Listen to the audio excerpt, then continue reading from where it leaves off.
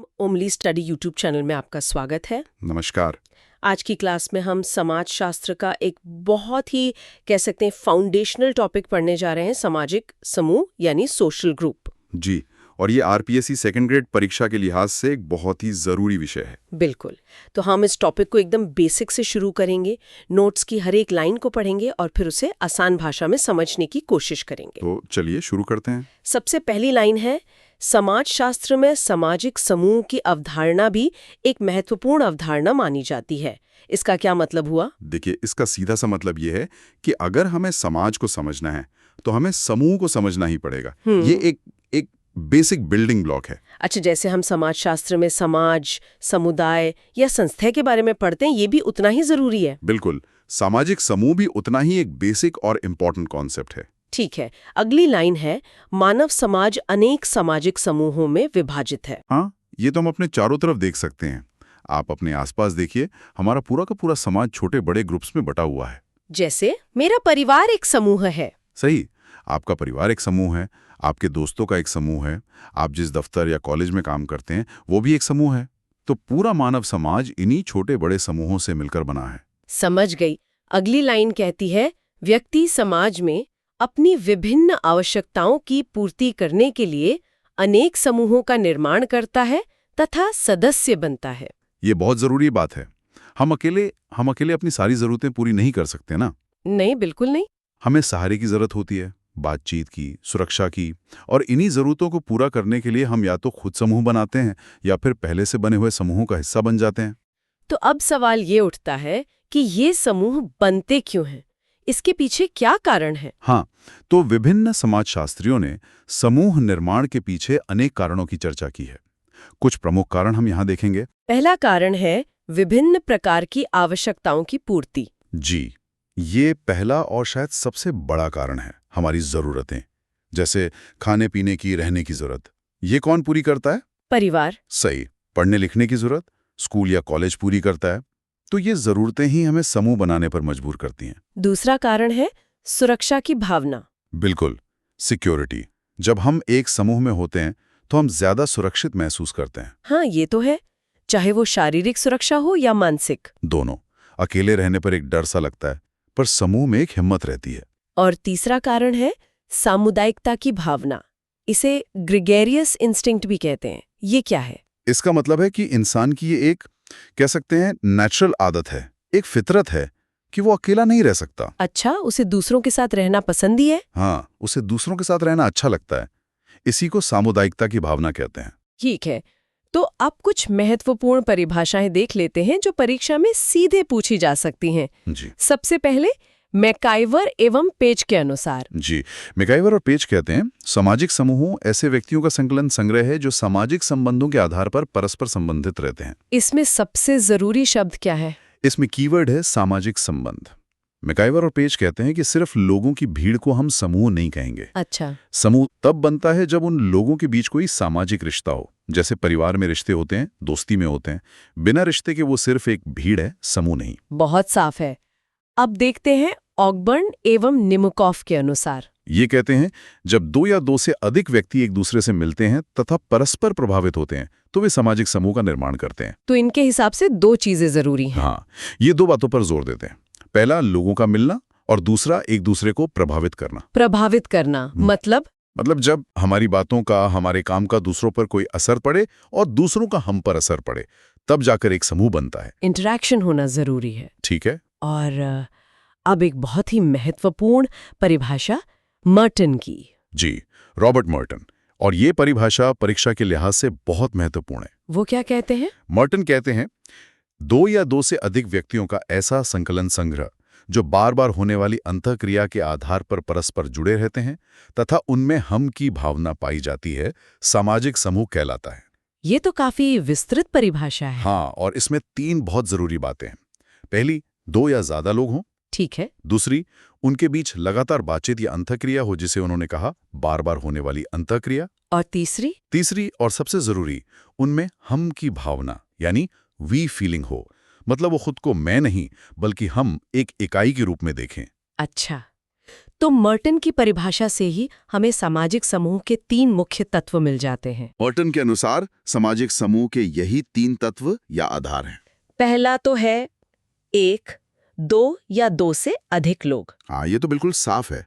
समूह के लिए कम से कम 2 लोग तो चाहिए ही। दूसरा है 2, पुनरावृत्ति मूलक अंतःक्रिया। इसका क्या मतलब हुआ? इसका मतलब है बार बार होने वाली अंतःक्रिया, रिपीटेटिव इंटरैक्शन। ऐसा नहीं कि आप बस में किसी से एक बार मिले और बात की तो समूह बन गया, नहीं। मतलब मिलना जुलना लगातार होना चाहिए। हाँ, जब आप लोगों से रोज मिलते हैं, बात करते हैं, तब एक असली समूह बनता है। और तीसरा तत्व है 3, हम की भावना, वी फीलिंग। जी, मतलब समूह के सदस्यों में अपनेपन का एहसास, एक टीम की तरह सोचना। जैसे क्रिकेट टीम के खिलाड़ी कहते हैं, हम मैच जीतेंगे। ये नहीं कहते कि मैं मैच जिताऊंगा। ये हम का एहसास, समझ गई। हाँ। अब एक और परिभाषा देखते हैं, जॉर्ज होमन्स की। हाँ। होमन्स के अनुसार सामाजिक समूह का अर्थ ऐसे लोगों से है जो स्थापित प्रतिरूपों के अनुरूप अंतःक्रिया करते हैं। स्थापित प्रतिरूप, ये थोड़ा मुश्किल शब्द है। हाँ, इसका मतलब है कि समूह के सदस्यों के व्यवहार करने का एक तय तरीका या पैटर्न होता है और वे उसी पैटर्न के हिसाब से एक दूसरे से व्यवहार करते हैं। अच्छा, जैसे दोस्तों के ग्रुप में कुछ अंदरूनी मजाक होते हैं। बिल्कुल, वो एक स्थापित प्रतिरूप है और इनकी किताब का नाम भी याद रखना चाहिए, द ह्यूमन ग्रुप। परीक्षा में पूछा जा सकता है। ठीक है, अब जॉनसन के अनुसार। जॉनसन इसे बहुत ही सरल तरीके से बताते हैं। वो कहते हैं, सामाजिक अंतःक्रियाओं की व्यवस्था सामाजिक समूह कहलाता है। मतलब जब लोगों की बातचीत एक सिस्टम में बंध जाती है। हाँ, जब वो इंटरेक्शन एक सिस्टम बन जाता है तो वो समूह है। बहुत सीधी और सरल परिभाषा है। जॉनसन के बारे में एक खास नोट भी है। जी, जॉनसन के अनुसार समूह निर्माण के लिए सहयोग का होना अनिवार्य है। कॉपरेशन। हाँ, वो कहते हैं कि सहयोग बहुत जरूरी है। लड़ाई झगड़े से यानी संघर्ष से रिश्ते तो बन सकते हैं, पर एक सामाजिक समूह नहीं बनता। समूह का आधार सहयोग है। लेकिन यहाँ एक और बात लिखी है, कभी-कभी संघर्ष की अवस्था में भी समूह का निर्माण हो जाता है। ये तो जॉनसन की बात के उल्टा लग रहा है। हाँ, ये एक बहुत दिलचस्प बात है। होता क्या है कि जब एक समूह किसी दूसरे समूह को चुनौती देता है या उससे मुकाबला करता है, तो दोनों समूहों के अंदर एकता और हम की भावना और भी ज्यादा मजबूत हो जाती है। अच्छा, मतलब बाहरी दुश्मन अंदर की दोस्ती को पक्का कर देता है। बिल्कुल सही। सबसे अच्छा उदाहरण है भारत-पाकिस्तान का क्रिकेट मैच। जैसे ही मैच शुरू होता है, पूरे देश में एक हम की भावना आ जाती है ना? हाँ, बिल्कुल। तो यहाँ बाहरी समूह से संघर्ष हमारे अपने समूह के अंदर जबरदस्त एकता पैदा कर रहा है। ये तो बहुत दिलचस्प है। तो अब हम सामाजिक समूहों की विशेषताओं पर एक नजर डाल सकते हैं। हाँ, संक्षेप में देखें तो व्यक्ति अपनी आवश्यकताओं के लिए क्रिया करता है। उस क्रिया से लोगों में अंतःक्रिया होती है, जिससे सामाजिक संबंध बनते हैं और इन्हीं संबंधों से समाज बनता है। ये एक पूरा चक्र है। और मुख्य विशेषताएं क्या-क्या हुई? पहली, 2 या 2 से अधिक व्यक्ति, ये तो अब तक साफ है। दूसरी, सहयोग और हम की भावना। जी, सदस्यों में आपसी सहयोग और अपनेपन का भाव होता है। फिर है लक्ष्य की समानता। अक्सर समूह के सदस्यों का एक कॉमन गोल या उद्देश्य होता है। और पारस्परिक जागरूकता। मतलब सदस्य एक दूसरे के होने से वाकिफ होते हैं। वो जानते हैं कि कौन उनके समूह का हिस्सा है। और आखिर में हर समूह की अपनी एक विशिष्ट संस्कृति विकसित हो जाती है। अपने नियम, कायदे, व्यवहार करने के तरीके। बिल्कुल। ठीक है, तो अब हम बात करते हैं समूह के प्रकारों की। हाँ, समाजशास्त्रियों ने समूह को अलग-अलग आधार पर बांटा है। हम कुछ मुख्य वर्गीकरण देखेंगे। सबसे पहला है संख्या या आकार के आधार पर। जी, ये वर्गीकरण समूह के साइज पर आधारित है। इसके 2 प्रकार हैं, लघु समूह और वृहद समूह। Small group and large group. पहले लघु समूह के बारे में बताइए। लघु समूह जैसा नाम से ही साफ है, ये छोटे आकार के समूह होते हैं। सदस्यों की संख्या कम होती है। और इनके रिश्ते कैसे होते हैं? इनके संबंध बहुत घनिष्ठ, व्यक्तिगत और अनौपचारिक यानी इनफॉर्मल होते हैं। इनमें भावनात्मक जुड़ाव बहुत ज्यादा होता है। उदाहरण के तौर पर?